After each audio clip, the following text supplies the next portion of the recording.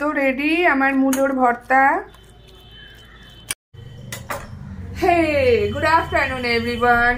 আজকে আবার একটু রান্নাঘরে অনেকদিন পরে। কি বানাবো আজকে? বানাবো হচ্ছে গিয়ে মূলোর ভর্তা। তার জন্য কি কি লাগবে? কাঁচা লঙ্কা, ধনে পাতা, মূলো, একটু হচ্ছে গিয়ে আমাদের এখন শীতের সিজনে যেটা পাওয়া যায় কি বলো, পেঁয়াজ কলি একটু কেটে নিয়েছি আমি, টমেটো আর একটু ঝিরিঝিরি করে নেব। তো মূলোটাকে আমি আপনারা গ্রেট করেও নিতে পারেন ইয়া ঝিরিঝিরি করে কেটেও নিতে পারেন। আর বানাবো হচ্ছে গিয়ে আমি হচ্ছে একটু ড্রাই প্রন শুটকি যেটা আছে সেটা একটু নেব আর কি। থ্যাংক ইউ, সঙ্গে থাকুন।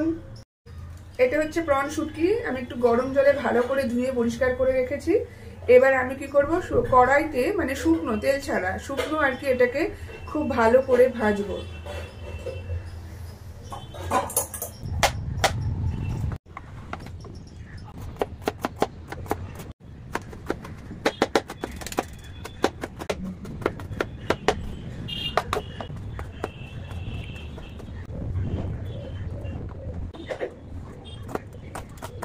কাঁচা লঙ্কা যদি বেশি একটু ঝাল বেশি খেতে পছন্দ করেন তাহলে আর একটু কাঁচা লঙ্কা দেবেন।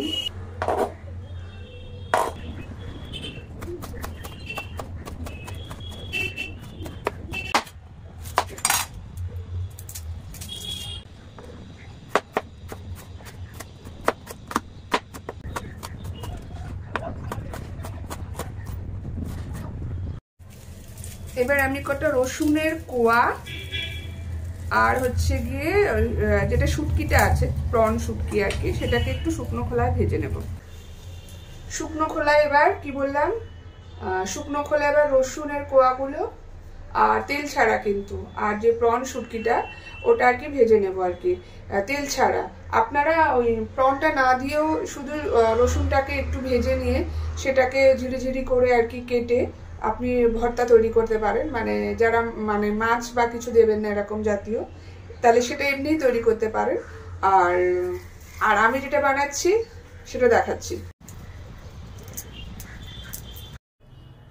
এটা আমার মুখ পোড়া কড়াই আর কি, দিয়ে দেবো প্রথমে আর কি প্রনটা।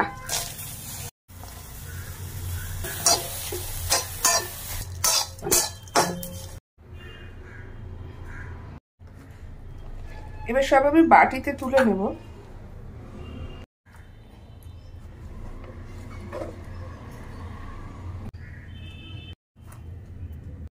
তো শুকনো ভেজে আমার রেডি হয়ে গেছে রসুন আর প্রন শুটকিগুলো। এবার এটাকে আমি রসুনগুলোকে একটু ঝিরিঝিরি করে কুচে নেব, আর প্রন শুটকিটাকেও কুচতেও পারেন বা মুড়মুড়িও আপনি দিতে পারেন। রসুনগুলো পুরো সেদ্ধ হয়ে গেছে ভাজার চোটে।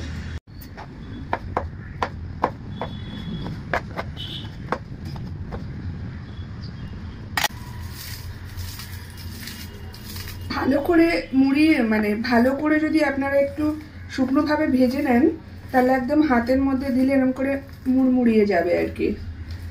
রসুন, শুকনো প্রন, নুন, কাঁচা সর্ষের তেল ভালো করে মেখে নেব আর কি। বানিয়ে অবশ্যই আমাকে জানাবেন আমার রেসিপিটা কেমন ছিল।